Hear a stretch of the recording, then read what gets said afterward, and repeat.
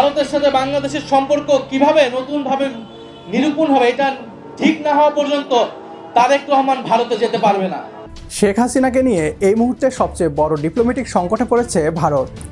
একদিকে ঢাকার কড়া শর্ত, অন্যদিকে তারেক রহমানের স্পষ্ট বার্তা, হাসিনাকে বাংলাদেশে ফেরত পাঠালেই কেবল ভারত সফরে যাবেন তিনি। দিল্লি কি আসলেই শেখ হাসিনাকে হস্তান্তরের ঝুঁকি নেবে, নাকি ঢাকার সাথে তৈরি হবে স্থায়ী দূরত্ব?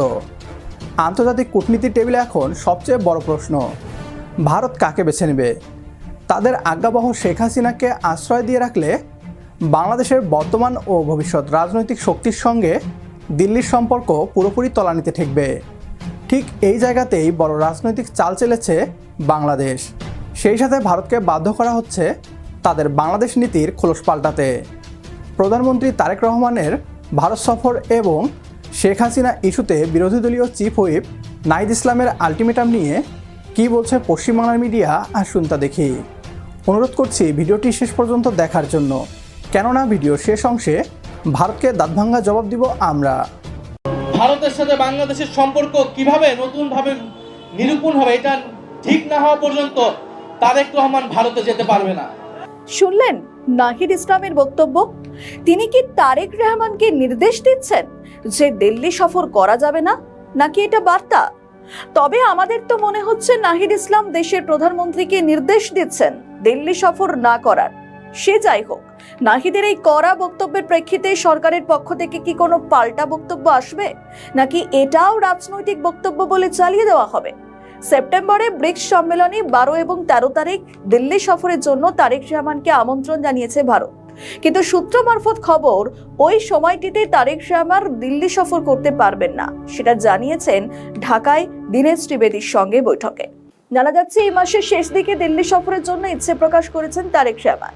অনেকে বলছেন সেই কারণেই ঢাকায় দীনেশ ত্রিবেদীর বৈঠকের পর দিল্লি উড়ে গেলেন এবং প্রধানমন্ত্রী নরেন্দ্র মোদীর সঙ্গে বৈঠক করলেন তিনি। কিন্তু আদৌ তারেককে কি এই মাসের শেষে ভারত সময় দিতে পারবে, বা এই নিয়ে আর কিছু জানা যায়নি। ঢাকা বা দিল্লি এই বিষয়ে কোনো মন্তব্য করেনি, তবে কিছুদিন আগে পর্যন্ত ঢাকা জানিয়েছিল এখনও নিশ্চিত হয়নি তারেক রহমানের দিল্লি সফর। অর্থাৎ তারেকের দিল্লি সফর নিয়ে ভিতরে ভিতরে অনেক কিছু চলছে। ঠিক এই মুহূর্তেই নাহিদ ইসলামের এমন বিস্ফোরক মন্তব্য, শুনুন একবার তার বক্তব্য। ভারতের সাথে বাংলাদেশের সম্পর্ক কিভাবে নতুনভাবে নিরূপণ হবে এটা ঠিক না হওয়া পর্যন্ত তারেক রহমান ভারতে যেতে পারবে না। তারেক রহমান ভারতে সফর করা একেবারেই অনুচিত হবে। বাংলাদেশের জনগণ এটা কোনোভাবেই মেনে নেবে না। আপনি ভারতীয় হাই কমিশনারের কথা শুনলে দেখবেন যে বলতেছে যে সাংবাদিকরা যখন জিজ্ঞেস করছে যে সেই প্রেস কনফারেন্স নিয়ে কোনো কথা হয়েছে কিনা, উনি বলতেছেন যে গণতন্ত্রে ইস্যু থাকবে, আমাদেরকে এগুলো অতিক্রম করে একসাথে কাজ করতে হবে।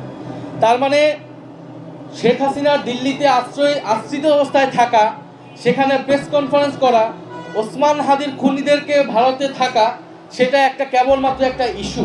যদি দিল্লি সফর না করেন তারেক রহমান, তাহলে তো এটা ধরে নেওয়া হবে যে শেখ হাসিনা বিষয়ে সরকার বা প্রধানমন্ত্রী তারেক রহমান দেশের বিরোধী দলগুলিকে বেশি প্রাধান্য দিচ্ছেন।